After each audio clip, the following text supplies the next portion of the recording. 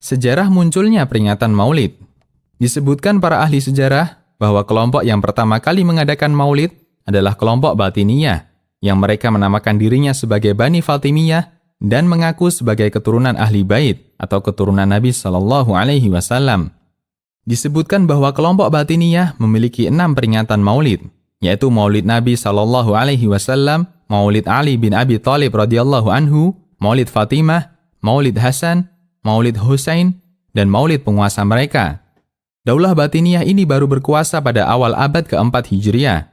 Oleh karena itu, para ulama sepakat bahwa Maulid Nabi Shallallahu Alaihi Wasallam baru muncul di zaman belakangan, setelah berakhirnya masa 3 abad yang paling utama dalam umat ini, atau Al-Qurun Al-Mufaddalah. Artinya, peringatan Maulid ini belum pernah ada di zaman Nabi Shallallahu Alaihi Wasallam dan para sahabat, tabi'in, dan para tabi'ut tabi'in. Al-Hafidz As-Sakhawi mengatakan, peringatan Maulid Nabi Shallallahu Alaihi Wasallam belum pernah dinukil dari seorang pun ulama generasi terdahulu, yang termasuk dalam 3 generasi utama dalam Islam. Namun peringatan ini terjadi setelah masa itu. Pada hakikatnya, tujuan utama daulah ini mengadakan peringatan Maulid Nabi Shallallahu Alaihi Wasallam adalah dalam rangka menyebarkan akidah dan kesesatan mereka. Mereka mengambil simpati kaum muslimin dengan kedok cinta ahli bait Nabi Shallallahu Alaihi Wasallam. Siapakah Bani Fatimiyah? Bani Fatimiyah adalah sekelompok orang Syiah pengikut Ubaid bin Maimun Al-Qaddah. Mereka menyebut dirinya sebagai Bani Fatimiyah karena menganggap bahwa pemimpin mereka adalah keturunan Fatimah putri Nabi Shallallahu Alaihi Wasallam. Meskipun aslinya ini adalah pengakuan dusta, nama yang lebih layak untuk mereka adalah Bani Ubaidiyah, bukan Bani Fatimiyah. Kelompok ini memiliki paham Syiah yang menentang Ahlu Sunnah dari sejak didirikan sampai masa keruntuhannya.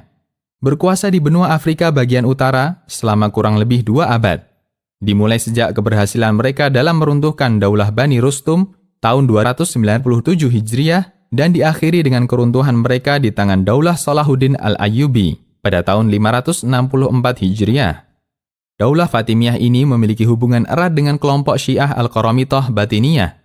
Perlu diketahui bahwa kelompok Al-Qaramithah Batiniyah ini memiliki keyakinan yang sangat menyimpang dari ajaran Islam. Di antara mereka hendak menghilangkan syariat haji dalam agama Islam. Oleh karena itu, pada musim haji tahun 317 Hijriah, kelompok ini melakukan kekacauan di Tanah Haram dengan membantai para jamaah haji, merobek-robek kain penutup pintu Ka'bah, dan merampas Hajar Aswad, serta menyimpannya di daerahnya selama 22 tahun. Siapakah Abu Ubaid Al-Qaddah? Nama aslinya adalah Ubaidillah bin Maimun, kunyahnya Abu Muhammad. Digelari dengan Al-Qaddah yang artinya mencolok, karena orang ini suka memakai celak sehingga matanya kelihatan mencolok. Pada asalnya, dia adalah orang Yahudi yang membenci Islam dan hendak menghancurkan kaum muslimin dari dalam. Dia menanamkan akidah Batiniyah, di mana setiap ayat Al-Quran itu memiliki makna batin yang hanya diketahui oleh orang-orang khusus di antara kelompok mereka. Maka dia merusak ajaran Islam dengan alasan adanya wahyu batin yang dia terima dan tidak diketahui oleh orang lain. Dia adalah pendiri dan sekaligus orang yang pertama kali memimpin Bani Fatimiyah. Pengikutnya menggelarinya dengan Al-Mahdi Al-Muntadhar atau Al-Mahdi yang dinantikan kedatangannya. Berasal dari Irak dan dilahirkan di daerah Kufah pada tahun 206 Hijriah. Dirinya mengaku sebagai keturunan salah satu ahli bait Ismail bin Ja'far As-Shadiq melalui pernikahan rohani, yaitu nikah non-fisik. Namun kaum muslimin di daerah Maghrib mengingkari pengakuan nasabnya. Yang benar dia adalah keturunan Sa'id bin Ahmad Al-Qaddah. Yang terkadang orang ini mengaku sebagai pelayan Muhammad bin Ja'far As-Shadiq. Semua ini dilakukan dalam rangka menarik simpati manusia dan mencari simpati umat.